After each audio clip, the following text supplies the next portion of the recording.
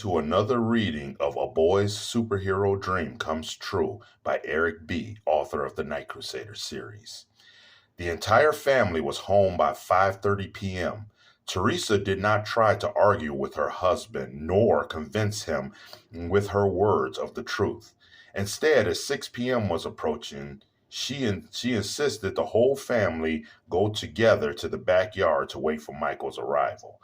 6 p.m. struck, and there was no sign of Michael. Yet Max and his mom convinced his dad and his sister to hold on just a little while longer.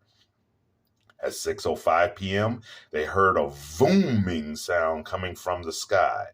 Mom, Dad, Max shouted as he pointed toward the sky, and Michaela was looking in the same direction with astonishment. Look, it's Michael. Less than a minute later, the flying motorcycle landed in the family's backyard. Michael turned the vehicle motor off and dismounted. Max, Teresa, Michael said, please forgive my tardiness, but it seems our work is never done.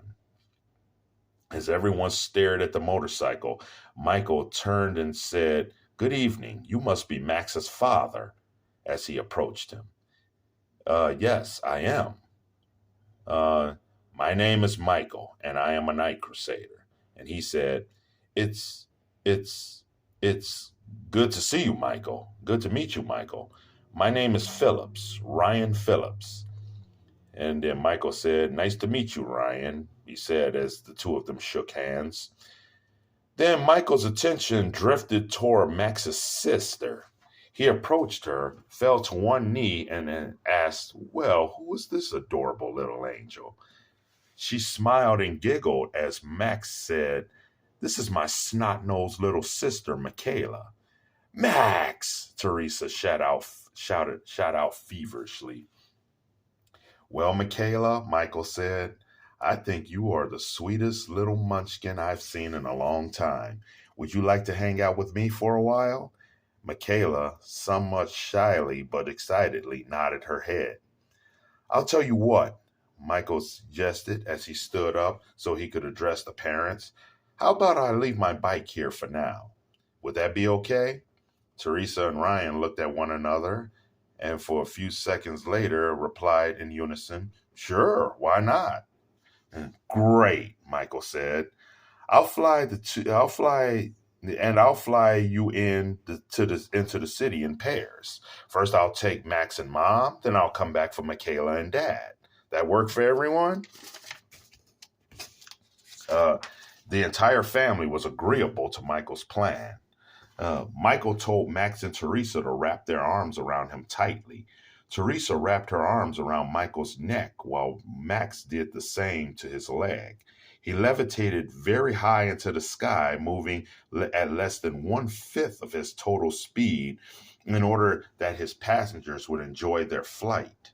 And they did just that, astounded and in disbelief that they were actually being propelled through the air by an actual superhero. Michael landed them both at a lodging area called Traveler's Haven, which had an ice cream stand nearby. He told them to hang tight while he would deliver the rest of the family.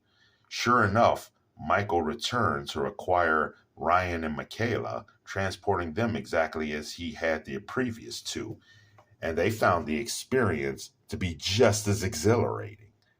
However, while en route with Ryan and Michaela, Michael sensed a distress call coming from the very place where he had dropped Teresa and Max off. This caused in Michael the urge to increase his flying speed, but he resisted because he did not want to endanger his passengers. When Michael did get close, however, he looked below to see an armed teenager with Teresa's purse in his left hand and a gun he was using to command Teresa and Max to lie on the grass in his right. Michael landed Ryan and Michaela behind a tree and told them to stay put and remain quiet. Then he super sped behind the perpetrator.